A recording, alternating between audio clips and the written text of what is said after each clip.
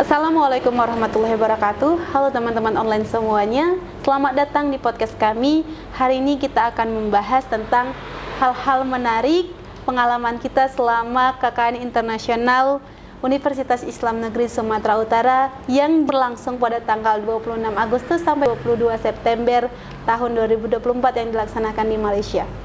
Nah, kali ini saya Nur Ainun sebagai pemandu acara dan ditemani oleh rekan-rekan sejurusan yang mengikuti KKN Internasional, yaitu halo, perkenalkan, nama saya Nisa Fahriana Sution. Halo, perkenalkan, nama saya Winda Putri Sandara Putar-Putar. Nah, jadi KKN Internasional ini merupakan pengabdian masyarakat yang paling berharga bagi kita karena kita bisa mengabdi di luar negeri. Nah, kali ini kita akan bercerita bagaimana sih kita bisa mengikuti KKN Internasional, apa saja sih kesulitan dan halangan yang kita hadapi ketika mengikuti KKN Internasional. Boleh diceritakan, Kak? Kak Nisa, silahkan. Oke, terima kasih Kak Ainun. Untuk awal mula pendaftaran KKN, kita tahu bahwa ada pengumuman KKN sebelum kita berangkat KKN. Di situ ada sekitar 4 jenis KKN yang kita ikuti. Reguler, yaitu Batubara dan Langkat. Yang kedua Aceh Tamiang, yang ketiga Samosir, yang keempat itu ke Bandung, dan terakhir itu KKN Internasional. Nah, untuk persyaratan KKN Internasional ini dimulai dengan pertama itu yang paling penting sekali itu adalah paspor. Karena kita kan mau ke luar negeri, syaratnya itu harus ada paspor. Yang kedua itu kita melengkapi dokumen seperti TOEFL, tes TOEFL.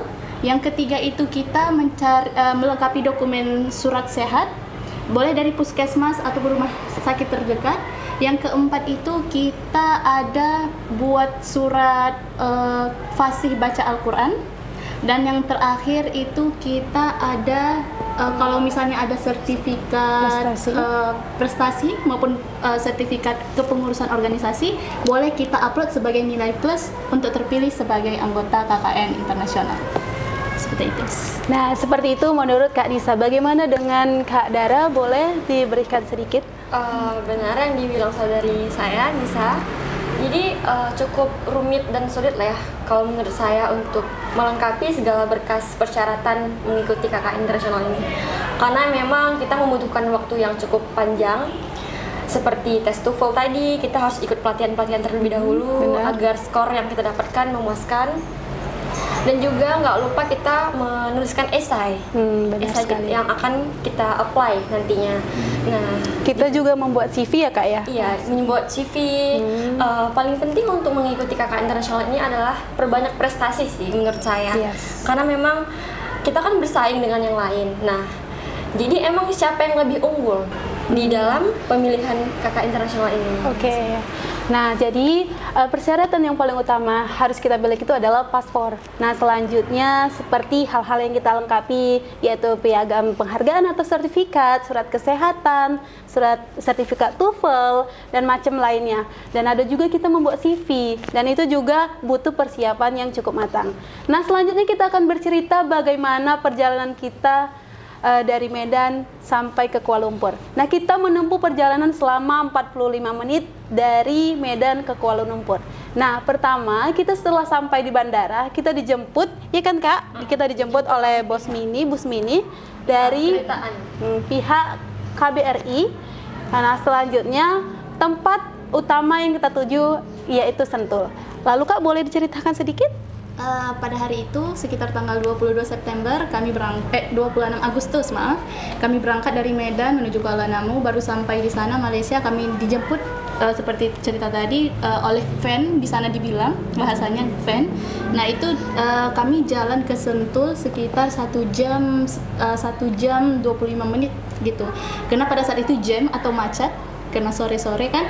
Nah, di situ kami kumpul di Sanggar Sentul namanya, Sentul. Situ kami dibagi arahan oleh Bapak Sohih dari perwakilan dari KBRI, perwakilan bagaimana proses kami nanti di sana mengajar, terus nanti apa adab-adab kami selama tinggal di Malaysia itu. Di situ kami memang ada yang duluan seperti Ainun duluan dijemput ya dari sanggarnya. Kalau saya itu malam dijemput, diantar oleh Grab ke sanggar saya. Kalau Dara gimana? Awal mulanya sebelum kita berangkat ke Malai, itu kan kita dibagi ya Kak, kayak di sanggar ini, di sanggar itu. Jadi kalau misalkan perbedaan antara kita dengan KKN biasa itu mereka tuh ramai gitu di satu tempat, kayak ada 20-an orang gitu. Nah, kita kan yang ikut KKN internasional ini ada sekitar 25-an lebih gitu. Nah, tadinya mikir kita tuh di satu tempat. Ternyata kita tuh dibagi-bagi di sanggar-sanggar yang akan ditentukan oleh pihak kedutaan. Nah, seperti saya tuh dari UIN tuh ada 3 orang. Nah, itu dari jurusan Fakultas Kesehatan Masyarakat, terus itu yang satu lagi ekonomi, dan saya sendiri dari Tarbiyah, yaitu prodi bahasa Inggris. Nah, di situ di lokasi saya, kita tuh gabung juga dengan univ lainnya seperti UIN Syarif Hidayatullah, dan juga ada UIN dari Lombok, Kak. Iya, oke. Nah, di lokasi itu emang kita dari awal dari bandara dan pergi ke sanggarnya itu kita diantar jemput. Pokoknya kita tinggal ready, siap pergi, menunggu jemputan kita. Nah, jadi yang perlu digarisbawahi bahwa kita itu pertama kali dikumpulkan di Sentul oleh Bapak KBRI, diarahkan, dibagi menjadi beberapa kelompok. Dan kita tidak disatukan, kita dibagi di beberapa sanggar. Nama-nama sanggarnya apa saja, Kak?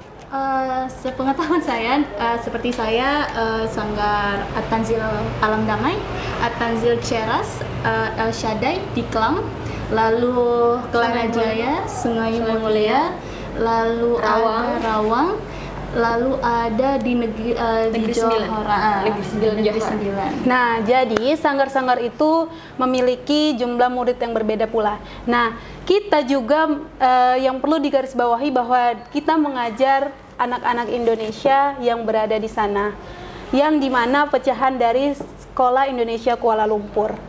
Nah, kita di sana tuh seperti yang dibilang Kak Dara tadi, kita digabung dengan universitas lain seperti UIN Jakarta, apalagi seperti saya digabung dengan Universitas Madura dan Unipdu yang berasal dari Jombang. Atau Kak Disa, adakah gabung dengan universitas lain? Kalau sanggar saya memang kami cuma 2 dari UINSU, nggak ada dari mandiri sekali. Oke. Nah, jadi kita semua itu berbeda. Nah, selanjutnya kita tuh membahas topik yang lebih menarik, di mana sih kesan kebahagiaan yang kita alami ketika kita mengajar di sana, atau rutinitas yang biasanya kita lakukan selama kita berada di Kuala Lumpur pastinya. Dimulai dari Kak Dara, silahkan. Oke, baik, terima kasih. Awalnya karena ini pertama kali saya kayak tahu sekolah di sana itu, awal mulanya kayak sekolah formal gitu mikirnya. Terus tibanya sampai lokasi, kita tuh tinggal seperti rumah tingkat gitu, ada tingkat 3 rumahnya. Dan ada beberapa anak di dalamnya dan 1 ibu pengasuh yang mengurus kita seperti memasak, membersihkan dan lain-lainnya. Kita menyebutnya Umi, memanggilnya Umi. Ya. Itu masih first impressionnya kayak, wah, kok sekolahnya kayak nggak formal gitu ya, gitu, kayak rumah gitu. Tapi di dalam ruangannya itu ada kayak buku, terus itu poster-poster belajar, banyak yang lain-lainnya juga. Keesokan harinya kita mulai mengajar, datang tuh anak-anak pagi-pagi. Dan Masya Allah, sopan-sopan banget dong. Masya Allah. Masya Allah. Mereka emang etikanya jauh sih kalau misalkan kita lihat dari anak-anak lainnya di sini gitu. Oke.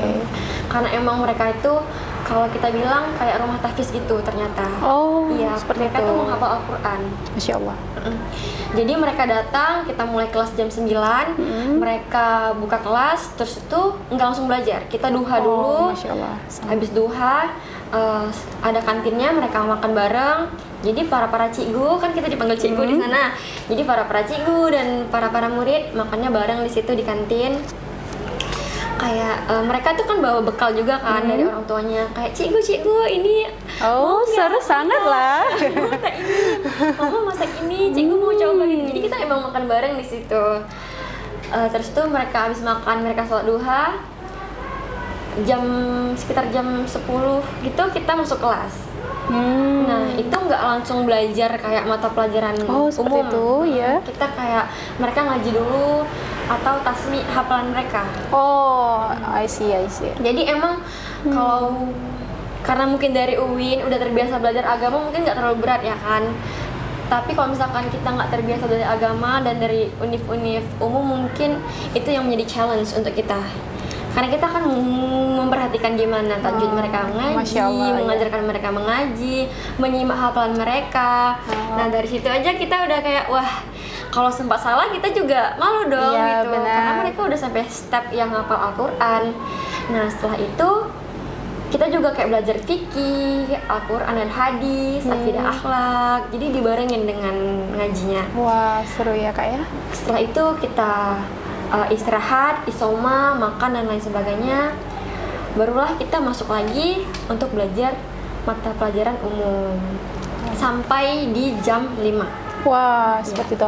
Nah, jadi ada untungnya juga kita tuh sebelum tes mengikuti KIK internasional itu kan kita dites Al-Quran. Nah, ada untungnya seperti Kak Dara, murid-murid itu kan mengaji, kita jadi tahu bagaimana tajwidnya. Dan kita juga sebelumnya kan semester-semester awal juga belajar tentang agama seperti akidah akhlak. Jadi semua itu bisa kita petik hikmahnya ketika kita berada di sana. Seperti itu kan Kak? Bermanfaat sih. Sangat bermanfaat. Nah, bagaimana dengan Kak Nisa? Boleh diceritakan Kak? Kalau untuk di sanggar saya, secara garis besarnya sama seperti punya Dara, tapi kami terbalik.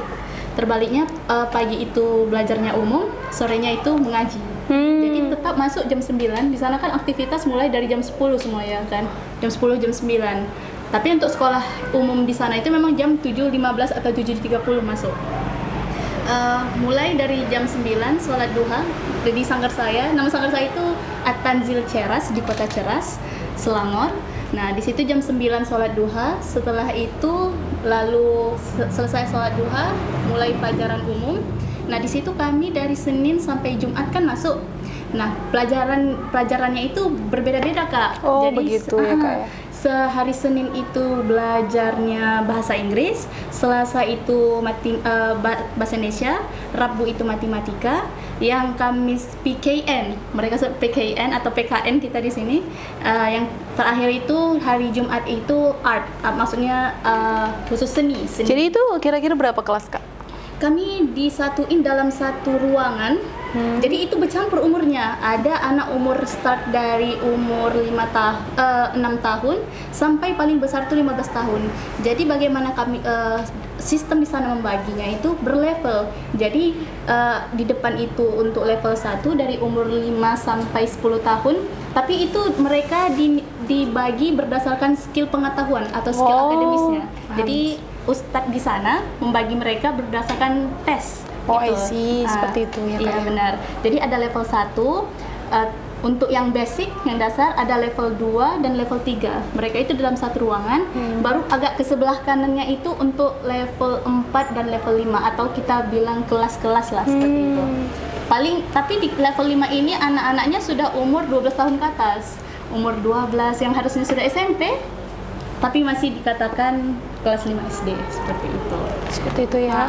Karena kan anak-anak di sana itu memang kan anak TKI yang untuk masuk ke sekolah Malaysia itu sangat susah karena sekali. dokumennya tidak terpenuhi seperti itu. Jadi mereka baru mulai belajar itu ya di sanggar ini. Bimbingan. Jadi mulai dari umur 15 tahun Kak mulai belajar, baru 1 tahun. Jadi skill akademisnya itu masih dikatakan anak SD, meskipun umurnya sudah remaja, menginjak 3 SMP gitu. Seperti itu sih Kak. Jadi kalau untuk setelah itu zuhur, setelah belajar akademis pagi itu, lalu rehat, istirahat sampai menunggu azan zuhur. Nah, azan zuhur berjamaah. Setelah itu lalu mulai kelas mengaji. Dan memang di sanggar saya itu memang terkhusus dia Kak, memang dari sistem dan kurikulum, bukan kurikulum sih, sistemnya itu diatur oleh pondok pesantren Bata-Bata yang ada di Madura. Nah, jadi semua pengurusnya itu orang Madura. Oh, macam itu ya. Jadi buku Iqra mengaji, cara mengajar itu diatur oleh orang-orang yang di pondok pesantren Madura tersebut, seperti itu. Jadi mulai dari Iqra-nya itu Kak ada bacaan bawahnya itu At-Tanzil gitu, At-Tanzil Madura gitu. Ada dinamai nama-nama Iqra-nya seperti itu Kak. Dan mereka juga menghafal tajwid. Jadi anak-anak yang sudah Iqra 5 itu diarahkan ke tajwid. Jadi seperti tajwid hukum-hukum bacaan. Seperti itu. Jadi sebelum masuk Quran mereka menghafal tajwid dulu. Masya Allah ya. Seperti itu. Lantas tuh di jam 4 baru mereka dijemput oleh orang tuanya. Oh, seperti itu ya. Nah, jadi kita juga memiliki hal-hal yang berbeda seperti yang dialami Kak Dara tadi. Kak Dara tuh di sanggar bimbingan yang dia tempati, di mana mereka itu mengaji dulu ya Kak ya. Mengaji dulu, baru setelah belajar umum. Nah, kalau Kak Anissa itu belajar umum dulu, baru setelah itu mengaji. Iya. Dan itu di kelasnya dipisahkan berdasar kemampuan murid. Iya, tapi Berdasarkan tetap satu kemampuan ruangan. murid, tapi tetap satu ruangan. Iya. Nah, berbeda lagi dengan saya. Nah, jadi sebenarnya hampir-hampir mirip ya Kak ya. Seperti kalau kita itu mulai dari jam 7. Nah, jam 7 itu murid-murid sudah dimasukkan ke dalam ruangan besar dan melaksanakan sholawat. Nah, sholawat itu anak KKN, kita lah yang menyediakan sholawat untuk anak-anak itu. Setelah itu mereka melaksanakan sholat duha bersama yang dipimpin oleh kakak KKN yang berasal dari Madura. Setelah itu mereka melaksanakan senam. Nah, setelah itu baru mereka masuk ke kelas. Dan jam 10 kita rehat. Nah, inilah hal yang unik. Jadi kita, para guru itu disediakan nasi bungkus dan sebotol sekap es Milo dari sekolah. Nah, setelah itu kita masuk lagi sampai 1:30 kita sholat zuhur lagi, kita memandu murid ke musola atau mereka sebut dengan surau ya Kak ya. Mereka ke surau dan mereka baca sholawat lagi, mereka baca sholawat sebelum azan, mereka sholawat. Setelah itu mereka sholat berjamaah, setelah lepas sholat berjamaah sholawat lagi. Dan dari situ kita boleh memandu kayak misalnya proker kita Kak. Kayak misalnya Ainun tuh kan punya proker seperti expression dalam bahasa Inggris. Nah, kayak misalnya proker menanyakan kabar, maksudnya expression dalam bahasa Inggris dalam menanyakan kabar seperti how are you today atau apa seperti itu. Dan teman-teman lain juga memiliki proker yang berbeda seperti teman saya yang berasal dari Universitas Jombang. Mereka itu memiliki proker karena jurusan mereka itu perawat. Mereka tuh memiliki proker seperti murid disuruh sikat gigi Kak. Jadi mereka tuh bawa sikat gigi dari rumah masing-masing murid dan dia laksanakan sikat gigi. Dan setiap harinya itu berbeda prokernya. Nah, setelah itu kira-kira jam 2 murid masuk ke kelas kembali. Sampai jam 4. Kita di sana azan asar 4:30 ya Kak ya, kurang lebih 4:30 murid melaksanakan sholat asar berjamaah. Tetapi kalau yang memang dijemput orang tua boleh pulang sholat asar. Setelah itu seperti halnya sama seperti tadi sholawat, tapi setelah itu murid boleh pulang. Jadi kita itu berbeda, tetapi sebenarnya maksud dan tujuannya sama, yaitu lebih dekat sama yang kuasa ya kan Kak? Iya. Lebih dekat sama yang kuasa. Lebih unggul di agamanya. Dan bahkan mereka itu juga memiliki banyak prestasi. Ya Kak, walaupun mungkin dipandang orang sebelah mata, tapi mereka juga sering mengikuti lomba-lomba dan banyak mengikuti kegiatan yang memenangkan dan memiliki kejuaraan juga. Nah, kita akan bercerita bagaimana sih atau culture shock apa yang orang Kakak alami ketika berada di Kuala Lumpur. Pastinya kan kita memiliki hal-hal yang pertama kali kita hadapi kayak, oh seperti ini ya, macam tuh. Boleh diceritakan Kak Dara? Culture shock karena Kuala Lumpur itu dengan Indonesia itu nggak jauh berbeda ya Kak. Jadi nggak begitu shock banget. Tetapi karena saya sendiri emang picky eater, jadi taste makanannya itu kurang masuk di lidah saya. Tapi alhamdulillahnya Umi yang di Sanggar belajar itu dari Medan Kak. Oh, Nah, seperti jadi itu. emang Umi itu tuh masak sesuai lidah kita. Karena itulah Umi bilang, Umi senang sekali kali ini anak Medan, anak KKN, karena baru kita anak Medan. Sebelum-sebelumnya kayak dari Jawa, dari iya, Lombok. seperti itu ya Kak ya. Jadi emang kayak udah anak Umi kali, karena emang kita satu lokasi kan, satu kampung juga. Jadi Umi tuh sering kayak masak bihun, mie sop. Wah, itu makanan sedapnya umum ya Kak ya. Kayak nasi goreng, nasi lemak, terus tuh sup ikan kayak emang rasa-rasa lidah Memang kita Medan di itu rumah Medan banget ya gitu. Kak. Kalau culture shock yang lain mungkin di itu ya, di pendidikannya. Tadi awalnya mikir kayak sekolah formal yang kita dari usia sekian sampai sekian di kelas segini. Ketika melihat mereka tuh, wah kelas saya kan wali kelas 456 itu digabung ke satu ruangan. Nah itu tuh range umurnya tuh beragam, ada yang dari umur 10 tahun bahkan sampai 16 tahun. Masih kelas 6 SD. Jadi emang faktornya tadi karena dokumen tadi kan mereka telat untuk masuk sekolah. Tapi Masya Allah walaupun seperti itu mereka tuh mempunyai tekad yang besar. Masya Allah ya Kak. Kalau kita tanya kamu mau jadi apa Kak? Bang, karena kan saya manggil kakak abang di sana. Abang, kakak, kamu mau jadi apa cita-citanya? Saya mau jadi pemain bola, cikgu, seperti timnas Masya kata mereka Allah. gitu. Cikgu, saya pengen jadi guru tajwid. Kadang melihat mereka seperti itu kita melihat pengen menangis ya Kak ya. Cikgu, Tapi senang macam tuh. Cikgu, saya pengen jadi dokter gitu kan. Tapi maka dari itu kita sebagai guru ya Kak kayak bisa nguatin Kak, Allah itu nggak tidur gitu ya. Iya, benar Tahu sekali, Kak. apa yang kamu gimana usaha kamu. Wah. Pasti jalan yang kamu tempuh. Wah, merinding sekali ya teman ya. Karena memang jadi kita kalau misalkan di posisi mereka, apalah dayaku gitu di negara orang, aku mau ngejar cita-citaku tapi terhalang oleh itu tadi kan aturan-aturan di negara itu sendiri. Maka banyak dari mereka bilang, cikgu abis tamat sekolah ini kami balik Indo, mau lanjut sekolah lagi. Wah iya Kak gitu kan, terus iya karena mama sama ayah bilang bakal balik mau sekolah. Oh berarti ini bisa termasuk hal sedih yang Kakak alami juga ya selama di sana ya. Mungkin kita bilang udah umur segitu udah termasuk telat ya Kak untuk mereka mengikuti pindah ke Indonesia mengikuti sekolah lanjutan lagi. Pastinya untuk bersaing dengan yang lainnya mungkin itu hal-hal yang berat. Dan juga karena kelasnya dicampur 456 tentu aja pelajaran-pelajarannya yang tadinya enggak cocok di kelas 5 jadi mereka harus belajar gitu loh, mau nggak mau. Yang tadinya pelajaran kelas 6 yang belum bisa dikerjakan oleh kelas bawahnya mereka harus berusaha bisa. Seperti itu sih. Jadi kita tuh nggak yang menargetkan harus bisa ini, jadi emang ya seiring berjalannya gimana kemampuan mereka sebenarnya gitu. Tapi kalau masalah agama Masya Allah sih ya, betul kita ya, aja minder sebagai guru mereka gitu, sebagai cikgunya.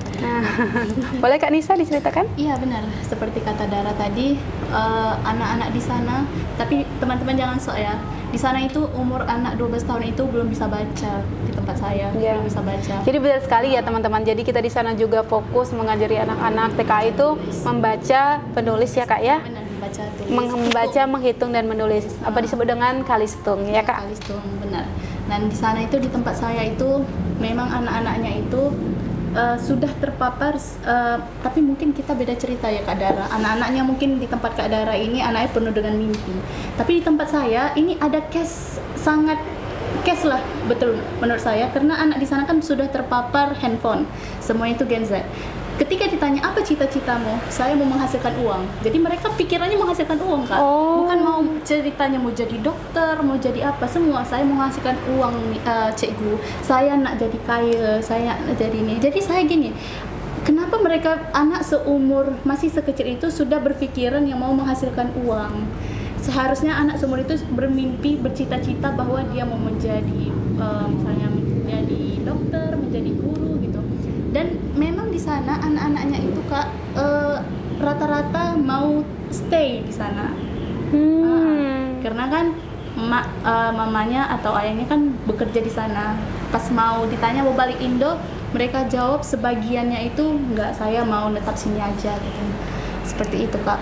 Tapi secara garis besarnya itu memang di sana untuk kita mengajar itu tidak dipaksakan bahwa harus bisa menguasai suatu subjek mata pelajaran. Enggak. Kita hanya memperkenalkan ini loh pelajaran ini loh pelajaran ini, seperti itu. Sehingga anak itu tahu dan mengenal ini pelajaran PKN itu apa-apa aja yang dipelajari, pelajaran bahasa Indonesia apa yang dipelajari, seperti itu Kak. Nah, soal seperti yang dialami Kak Nisa itu berbeda dengan yang dialami oleh Kak Dara ya. Jadi kalau Kak Dara itu mereka itu ambisi sekali untuk menggapai cita-cita mereka seperti menjadi dokter dan lain-lainnya. Tetapi Kak Anissa mereka berambisi untuk memiliki uang yang banyak. Tetapi menurut saya itu tujuannya yaitu untuk maju. Karena apapun itu kan tujuannya untuk mungkin kebaikan mereka di dunia pula. Nah, kalau yang saya alami, saya juga pertamanya shock melihat gimana keadaan murid di sana yang umur yang dibilang sudah dewasa tetapi belum bisa membaca, menulis, bahkan berhitung. Dan itu sangat menguji kesabaran kita ya Kak ya. Sangat menguji kesabaran kita karena benar-benar kita diuji untuk menjadi sabar. Bagaimana guru yang sebenarnya seperti itu. Karena kita menghadapi murid yang benar-benar buta huruf. Ya Kak, buta huruf. Nah, pertama kali saya itu tak sadar. Saya pikir ya mereka tuh bisa seperti anak pada umumnya. Tetapi setelah saya lihat, saya merasa iba. Yang ada saya menangis. Bahkan beberapa teman saya juga menangis karena melihat keadaan mereka yang seperti itu. Tetapi benar yang dibilang Kak Dara bahwa mereka juga memiliki ambisi yang kuat, tekad yang kuat untuk belajar. Beberapa dari mereka itu memiliki cita-cita yang ingin melanjutkan sekolahnya di Indonesia atau bahkan ingin membanggakan kedua orang tua mereka. Jadi Kak, tadi kan itu culture shock di dalam pembelajaran ya. Iya. Kali ini di umum ya Kak ya, di budayanya seperti itu. Kereta ya Kak? Yes, benar. Jadi di sana itu Kak, Grab itu tak ada Grab kereta Kak. Sana mobil ya, mobil. Mereka juga sebut mobil itu dengan kereta.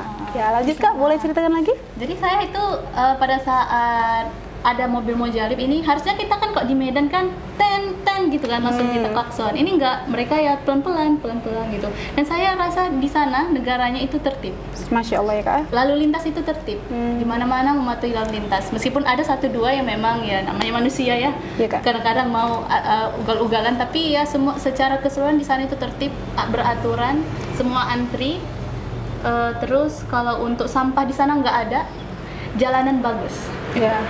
Jalanan di sana tol seperti tol jauh-jauh ya Kak. Nah, seperti itu sih. Dan di tolnya boleh kereta masuk. Iya benar, itu Benar sekali ya guys ya. Dan juga kan kita itu pada saat 31 Agustus hari kemerdekaan mereka berada di sana, hari perayaan. Alhamdulillah bisa menyaksikan, dan kurang lebih sama sih seperti di Indonesia, kayak menghidupkan petasan. Cuman bedanya dia kalau di Indonesia itu di setiap daerah deh ya Kak ya. Tapi kalau di sana mereka hanya di dataran merdeka saja, ya kan Kak? Jadi tidak semua daerah itu melaksanakan kemerdekaan, hanya di pusat kotanya saja. Kalau di dataran mereka mungkin ini perayaan besar gitu. Iya benar sekali. Karena daerah di Rawang itu tuh ada sebenarnya di daerah mall gitu, tapi nggak terlalu besar. Mereka juga merayakan, ya banyak orang-orang India, Chinese dan lain sebagainya ikut merayakan.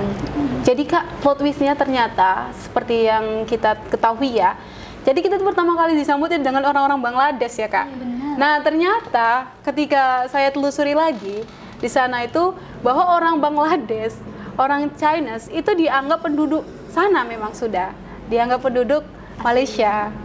Jadi kita itu mungkin ya, atau mungkin kita yang mainnya kurang jauh kali ya, sedikit kita lihat orang Melayu ya Kak. Malah lebih banyak orang Bangladesh, di setiap daerah itu ada orang Bangladesh. Benar. Jadi sana juga healing, kita juga bukan hanya sekedar main-main, kita juga memiliki banyak pengalaman. Boleh diceritakan Kak Dara bagaimana sih kesenangannya, misalnya karena kita di sana juga makan gratis ya, tempat tinggal gratis, alhamdulillahnya. Jadi kita hanya fokus ke uang pribadi, uang jajan kita, uang jalan-jalan. Jadi kita tuh boros hanya di jalan-jalan ya guys ya. Dari transportasi. Nah kita di sana juga ada LRT ya, mungkin di sini nggak ada. Boleh diceritakan kakak-kakaknya? Mulai Kak Dara. Sebenarnya awal pergi itu udah diperhitungkan kan, kayak nukar uangnya segini. Tapi udah emang jaga-jaga juga kan buat ini yang di ini, tapi tanpa sadar ya, kalap mungkin karena jajan terus kita kan dari bangun tidur itu udah nggak masak, nggak mikirin apa-apa, makan, ngajar, abis ngajar kita malamnya free. Nah itu tuh kita kayak jajan keluar, mau ke mall dekat juga kan Kak? Iya Kak, benar sekali. Jalan kaki juga bisa. Nah Sabtu Minggu kita kan libur, karena kan sekolah sampai Jumat doang. Sabtu Minggu kita pergi ke KL, keliling-keliling ke Bukit Bintang. Enak ya Kak ya. Pasar seni. Benar. Nah itu kita menggunakan kereta ya Kak. Iya. Nah, itu tuh ngurus kartu ini Touch and Go kemarin itu. Tapi sebenarnya ya Kak ya, kita nggak perlu ngurus itu, juga bisa pakai Iya, uang bisa pakai koin. koin itu. Macam. Nanti kita di situ ada disediakan macam apa Kak? Token namanya. Ya, Kita token. beli token di sana. Oke. Tapi kalau misalkan dari resepsionisnya bilang kalau pakai token itu lebih mahal. Benar sekali Berapa Kak. lipat. Iya, Jadi, benar sekali. Kita lebih untung pakai kartu itu. Pakai kartu. Karena harganya lebih murah 50% gitu. Senangnya kayak jalan-jalan juga kan. Terus tuh kadang malam itu ngajar les. Dan setiap malam Jumat juga yasinan kita. Oh iya, sebenar sekali Kak. Kita juga melaksanakan Makanya itu tadi yasinan. kita bawa yasin. Oh, Masya Allah. Di tempat Dara sendiri tuh di SB Rawang namanya, Sanggar Banter Rawang. Ada 3 orang anak stay di situ. Oh, seperti itu ya Kak ya. Dengan latar belakang yang berbeda-beda. Kita nggak perlu cerita, yang penting mereka tuh sedih lah tanpa orang tua gitu. Sedih sekali. Jadi ada satu anak yang dekat kali sama saya. Dia tuh yang setiap malam, jadi kamar kita tuh Kak depan-depanan. Oh, seperti itu ya Kak Di ya. lantai 2, Kak. Kita tinggal di lantai 2. Itu setiap malam kayak ngetok kamar kayak Cikgu mau les, kakak mau les gitu. Emang tekad anak satu ini Kak besar, tinggi. Masya Allah ya Kak ya. Jadi dia tuh anak piatu dan ayahnya nggak pernah jenguk lagi. Ya Allah. Dialah yang bantu Umi di situ. Nah, awal pertama datang itu ngelihat dia tuh kayak nggak pedulian gitu awalnya. Yang lain salam Cikgu, dia tuh kayak udah cuek doang gitu. Siapa gue gitu loh. Iya Kak ya. Jadi kayak kita lah sebagai Cigunya yang pendekatan. Awal mikir ada apa ya anak ini, pasti ada sesuatu. Dan ternyata benar ada sesuatu. Sambil les kita juga di talk kayak kakak kenapa, cerita ke Cikgu. Awal-awalnya dia nggak mau cerita Kak, lama-kelamaan dia cerita, nangis. Sedih ya Kak ya. Sampai kayak kamu mau nggak ikut Cikgu ke Indonesia? Mau. Sampai gitu sangingan sedihnya hidup dia gitu. Kadang dia rindu orang tuanya. Sampai beberapa hari Dara mau pulang, dia kayak diem aja. Yang lain di kelas tuh peluk-pelukan sama Dara, dia nggak mau. Dia kayak mojok gitu di bawah. Tadi tanya kenapa Kak, dia diam aja kan, nggak mau foto juga. Malamnya dia datang ke kamar main.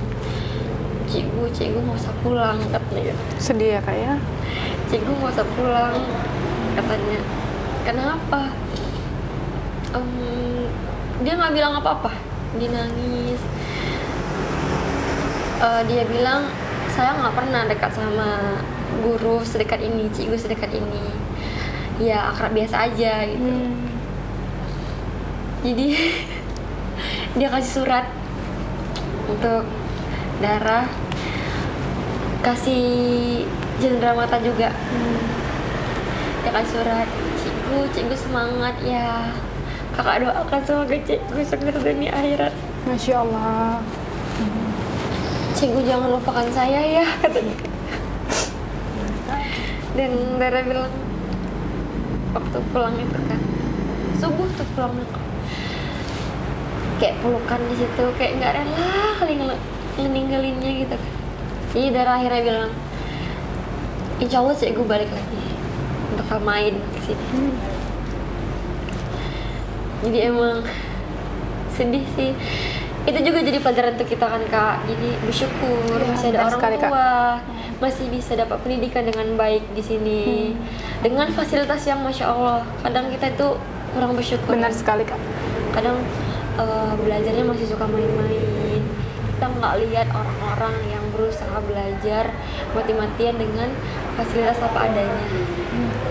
Jadi benar sekali yang dibilang oleh Kak Dara ya, sangat menyentuh sekali bagaimana cerita oleh Kak Dara.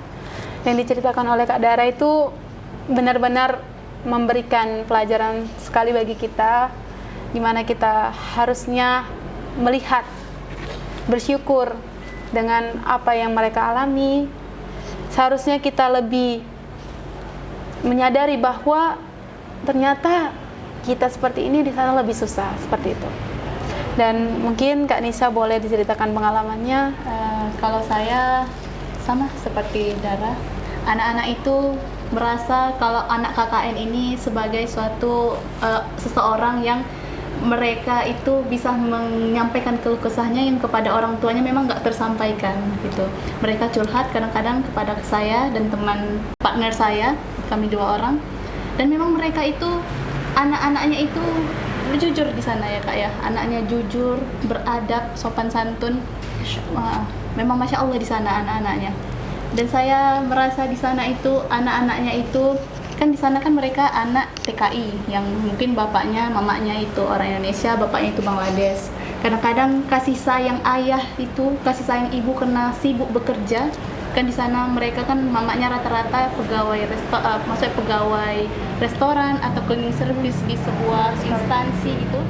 Nah, jadi mereka itu kadang-kadang kalau untuk sharing atau masalah di rumah itu kadang-kadang cerita ke kami, dan kami alhamdulillahnya menerima dan kami kasih masukan seperti itu Pak. Oke.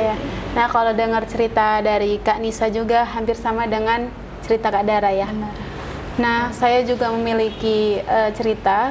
Jadi sebelumnya itu ada seorang anak laki-laki ya, mungkin masih kelas 1 SD ya, kalau di tempat kita itu kelas 1 sampai kelas 6. Jadi kelas 1 SD itu anak itu seperti manja. Dia laki-laki tapi dia seperti manja kayak ibu, seperti itu. Karena saya orangnya mungkin tidak sabar kali ya, jadi saya apaan sih, seperti itu. Pertama saya beranggapan kayak apa sih, seperti itu.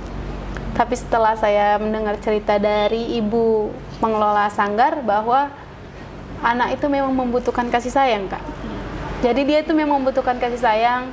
Dia tinggal di sanggar itu, tetapi orang tuanya itu tidak pernah menjenguk. Dia mempunyai 2 orang tua yang masih utuh, tetapi orang tuanya tidak pernah menjenguk. Jadi dia memang butuh perhatian dari orang-orang di sekitar dia. Nah, ada juga cerita, jadi waktu itu ketika pembelajaran berlangsung di kelas 4, jadi saya itu memancing murid untuk bercerita Kak. Jadi saya bercerita kayak pengalaman, boleh nggak cerita gimana sih yang kalian alami, mengapa kalian nggak bersyukur, seperti itu. Mereka tuh banyak bercerita kayak karena orang tuanya menuntut ini Kak, menuntut itu, bahkan mereka mempunyai orang tua yang nggak lengkap, seperti itu. Dan dari mereka tuh banyak yang beranggap kayak hampir bunuh diri Kak. Jadi kita sebagai guru tuh hanya mengatakan kayak kita memberikan nasihat pastinya ya Kak ya, dengan mengatakan kalau mau sesulit apapun jalan yang kita hadapi, jangan berpikir untuk bunuh diri, karena itu yang ada bukan membawa kebaikan ya Kak ya, malah yang ada nanti kita susah di akhirat ya Kak. Nah, seperti itu. Nah, mungkin itu saja. Selanjutnya kita membahas tentang ya. Nah, ini mungkin kayak kesenangan juga ya, karena kita di sana tuh juga bukan hanya ngajar ya Kak ya. Di sana kita juga healing. Ngajar juga jalan. Jadi di sana juga healing. Kita juga bukan hanya sekedar main-main, kita juga memiliki banyak pengalaman. Jadi kita mendapatkan seperti sertifikat pramuka Kak. Oh, pramuka. Iya, sertifikat pramuka yang dilaksanakan di Planetarium Kuala Lumpur dan Taman Botani. Jadi di sana itu kita melihat seperti apa sih awal mula dari planetarium dan seperti apa ditayangkannya video dari planetarium itu tadi. Dan selanjutnya kita juga mendapatkan piagam ya Kak. Piagam. Jadi setiap orang itu mendapatkan piagam dari berbagai macam sanggar. Jadi setiap sanggar itu menyediakan piagam ini dengan dilengkapi nama kita pastinya, dan tanggal kita datang sampai ke tanggal kita berakhir, dan ada pastinya logo dari sanggar tersebut. Dan mungkin itu saja yang bisa kita perlihatkan ya. Selebihnya teman-teman bisa lihat di akun Instagram kita ya Kak. Saujana Serantau. Oh iya, boleh follow juga ya. Nah, dan mungkin ada lagi Kak mau diceritain? Kalau misalkan KKN selanjutnya itu berharapnya sih Belum Kak. Masih culture. kalau misalkan culture shock untuk KKN selanjutnya, maksud saya kita sebagai pendatang pasti bisa kok untuk menghadapi, menikmati. Benar sekali. Namanya juga kita belajar di sana kan Kak, nggak hanya have fun aja, tapi kita juga menerima bagaimana kondisi di sana. Ya, benar sekali Kak. Hidup sakit-sakitnya, senang-senangnya, susah-susahnya itu belajar sih dari pengalaman. Tapi bersyukurnya kita berada di luar negeri, walaupun kita jauh dari orang tua, kita itu tidak merasakan ibaratnya kesulitan dalam makan karena semua sudah disediakan, tempat tinggal gratis ya Kak, makan gratis, dan kita juga kemana-mana itu tidak jauh ya kan Kak. Kita juga banyak mendapat pengalaman. Dan juga sebelum pergi kita kan juga didapat bantuan dana dari Bank Yes. Sumut. Ya, benar sekali yang seperti dikatakan Kak Dara, kita dapat bantuan dari Bank Sumut ya Kak. Dan yang paling spesial itu kita kedatangan rektor ya Kak ya. Pada tanggal berapa itu kita kedatangan rektor Kak? Pada tanggal 23 ya? Atau tak? Pada tanggal 19 atau 18. Dan juga kebetulan dari pihak UIN, dari pihak Prodi Bahasa Inggris sendiri, mereka kan juga melakukan pengabdian masyarakat ke Port Dickson. Nah, hari terakhir mereka tuh jalan-jalan ke KL. Iya, benar sekali. Bareng juga sama kita, ketemu di sana, have fun bareng sama dosen-dosen lainnya. Yes, benar. Jadi kan Sama jurusan bahasa Inggris itu mengadakan magang ya Kak ya, magang selama 1 minggu. Jadi diwakilkan oleh beberapa dosen seperti Serbeni dan Sir Idris. Jadi kita itu meet di KLCC ya Kak ya, foto bersama juga, have fun bareng. Oke, tapi saya tidak hadir pada saat itu karena ada something ya Kak, karena juga ketika saya baru turun dari LRT dan orang Serbeni sudah berangkat pulang. Tapi it's okay karena kita masih ketemu dengan rektor ya, kita masih bisa berjumpa dengan rektor, foto-foto, dan mungkin beberapa teman tuh didatangi dan ditraktir oleh rektor ya Iya, Kak. seperti saya, kami ditraktir makan, alhamdulillah. Terima kasih Bu Rektor. Ya, walaupun ibaratnya di sana sedikit ya uang Indonesia ya, tapi itu berharga banget loh buat kita. Karena traktiran rektor kita bisa makan bersama ya. Makan bersama. Gratis makan. Iya, makan gratis siang. makan. ya karena kalau dibilang soal biaya, insya Allah kita udah semuanya Mempersiapkan ya Kak. ditanggung ya Kak. Ditanggung, benar sekali Kak. Kalau misalkan untuk dia jalan-jalan sih. Jadi sebenarnya ya, bahwa orang yang berpikir kita itu mandiri itu salah besar ya Kak ya, salah besar. Padahal Malah semuanya gratis, dan orang yang berpikir kayak Allah mandiri doang seperti itu, atau berpikir kayak Allah ada orang dalam, enggak ya, itu salah besar ya guys ya. Kita emang butuh effort guys. Butuh effort. Kita mendapatkan hal itu masuk ke dalam KKN internasional itu butuh waktu yang cukup lama ya Kak mempersiapkan. Iya betul. Persiapannya hal itu membutuhkan waktu yang cukup panjang. Nah selanjutnya langsung saja ya Kak ya. Harapan kita ke depannya seperti apa? Kalau dari Dara sendiri melihat pendidikan, kasihan sih sebenarnya pendidikan anak-anak mereka itu, kita mungkin sebagai masyarakat Indonesia yang banyak bekerja di sana, untuk generasi selanjutnya ini bukan soal judge ya Kak. Oh iya Kak, boleh Kak. Cuman untuk pendapat pribadi, kalaupun mungkin berpikir gaji di sana lebih besar daripada di Indonesia, tapi kita harus memikirkan juga untuk berlangsungnya gimana anak-anak kita, pendidikan mereka. Mungkin kalau misalkan masih single, it's okay, yang Iya, balik lagi ke Kak. Indonesia. Tapi untuk berkeluarga di sana, untuk hidup berkelanjutan itu butuh dipertimbangkan. Ya benar sekali Kak, butuh pertimbangan yang Karena sangat matang ya Kak ya. ke masa depan anak sih. Masa depan anak itu juga penting ya, sangat penting bahkan ya Kak ya. Karena tujuan pernikahan itu gimana anaknya Kak. Ya benar sekali. Anaknya bakal Jangan sampai sukses. kita sampai membunuh mimpi anak ya Kak ya, benar sekali. Kalau menurut Kak Nisa gimana? Kalau saya melihat situasi terutama fasilitas ya di sanggar saya terkhusus, saya harap untuk pihak KBRI tolong lebih memperhatikan anak-anak yang memang sanggar-sanggarnya yang belum banyak terpasok oleh fasilitas-fasilitas mendukung, seperti di sanggar saya itu meja saya mohon saya tolong diperhatikan lebih baik lagi fasilitas pendukung seperti itu. Dan untuk yang kedepannya untuk anak-anak KKN tahun depan ya Kak? Ya, tahun depan benar sekali, Tahun Kak. depan, nggak apa-apa coba aja untuk KKN internasional. Ya, benar sekali Seru ya. kok. Oke. Seru, Dan juga hal penting yang sangat penting, yaitu kurikulum belajar dan modul-modul buku-buku. Benar sekali, Kak. Karena kalau tanpa adanya itu kita susah untuk mengajar. Benar, benar. Itu kurang sih kalau misalkan di merekanya fasilitasnya. Dan untuk KKN internasional berikutnya, adik-adik tingkat kita, persiapkan diri kalian dari sekarang, perbanyak prestasi dan pengalaman. Itu bakal jadi penunjang dan jadi pertimbangan untuk kalian bersaing dengan yang lainnya. Nah, kalau saya sendiri ya Kak ya, harapan saya sih sebenarnya terutama kepada pihak kampus ya. Kalau bisa jangan memberikan informasi di belakangan ya. Jadi murid-murid juga mempersiapkannya dengan sangat matang ya. Karena mungkin karena kita generasi pertama jadi percobaan kali ya. Jadi kita itu waktunya itu ya memang panjang sebenarnya. Cuman informasi kita tuh sedikit lambat.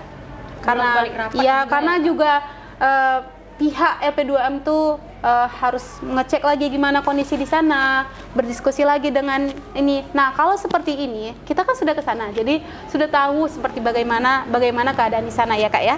Nah, kalau menurut saya untuk sanggar bimbingan di sana itu sudah baik, bahkan sangat baik, pengelola juga sangat baik. Mungkin saya rasa butuh ruang lebih besar karena semakin hari, semakin setiap tahun tuh muridnya semakin bertambah Kak.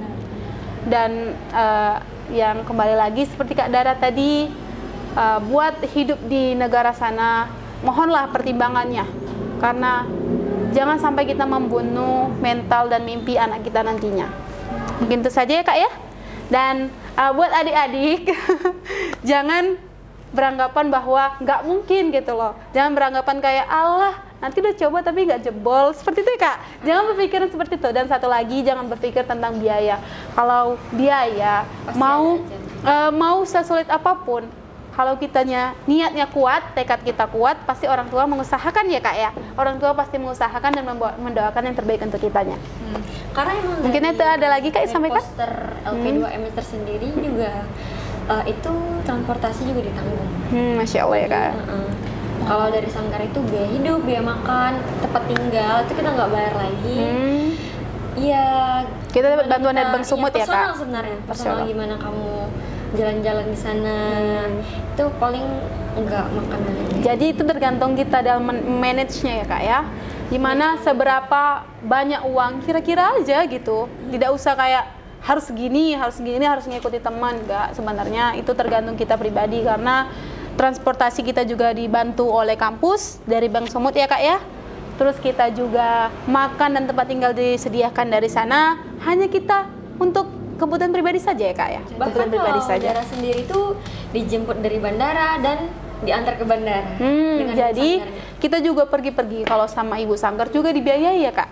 Jadi kita tidak biaya sendiri seperti itu.